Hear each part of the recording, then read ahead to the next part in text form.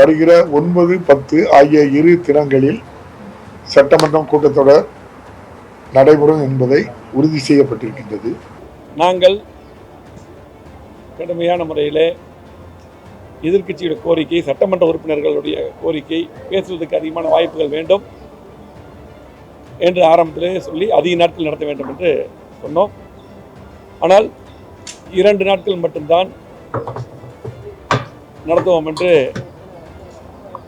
அதை முடிவு செய்தார்கள். எல்லா கட்சி உறுப்பினர்களும் கலந்து கொண்டு ஏகமனதாக ஒரு முடிவெடுத்து வருகிற 9, 10 ஆகிய இரு தினங்களில் சட்டமன்றம் கூட்டத்தொடர் நடைபெறும் என்பதை உறுதி செய்யப்பட்டிருக்கின்றது. முதல் நாள் அரசினர் நம்முடைய கூடுதல் செலவினங்களுக்கான மானிய கோரிக்கையை நம்முடைய மாண்புமிகு நிதியமைச்சர் அவர்கள் தாக்கல் செய்வார்கள். அன்றைய தினமே அரசினர் தனி தீர்மானம் மதுரை மாவட்டத்தில் மத்திய அரசால் கொண்டு வரப்பட இருக்கின்ற ஒரு டங்ஸ்டன் அந்த கனிம சுரங்கத்தினுடைய அனுமதி மாநில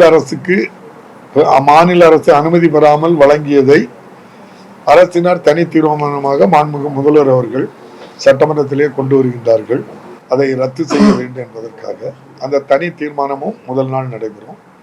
2வது நாள் விவாதம் நடைபெற்று பல மசோதாக்கள் நிறைவேற்றும்.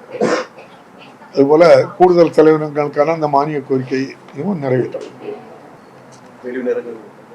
கேள்வி நேரம் 2 நாளும் உண்டு. அலுவலாய் குழு கூட்டம் நடைபெற்றது. எங்களது பொதுச் செயலாளர், எதிர்கட்சி தலைவர், முன்னாள் முதலமைச்சர், வருங்கால முதலமைச்சர் எடப்பாடியார் ஆணைப்படி நானும் எதிர்கட்சி துணைத் தலைவர் உதயகுமார் அவர்களும் அந்த கூட்டத்திலே கலந்து கொண்டோம். இந்த கூட்டத்திலே நாங்கள் கடுமையான முறையில் எதிர்க்கட்சியோட கோரிக்கை, சட்டமன்ற உறுப்பினர்களுடைய கோரிக்கை, பேசுவதற்கு அதிகமான வாய்ப்புகள் வேண்டும் என்று ஆரம்பத்திலே சொல்லி அதிக நாட்கள் நடத்த வேண்டும் என்று சொன்னோம். ஆனால் 2 நாட்கள் மட்டும்தான் நடத்துவோம் என்று அதை முடிவு செய்தார்கள். ஆரம்பத்தில் பார்த்தீங்கன்னா திமுக தேர்தல் அறிக்கையில் வருடத்துக்கு 100 நாட்கள் நடத்துவோம் என்று சொல்லியிருந்தார்கள்.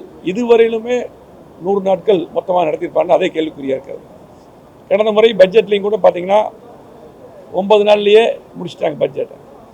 இந்த முறை பார்த்தீங்கன்னா மழை வெள்ளம், அதே போல் சட்டமன்ற உறுப்பினர்களுக்கு தொகுதியிலே மாவட்டத்திலே பல்வேறு பிரச்சனைகள் இருக்கிறது என்று எல்லா சட்டமன்ற உறுப்பினர்களும், அனைத்து சட்டமன்ற உறுப்பினர்களும் கோரிக்கை வைத்துக் கொண்டிருக்கிறார்கள், பேசுவதற்கு வாய்ப்பு வேண்டும் என்று.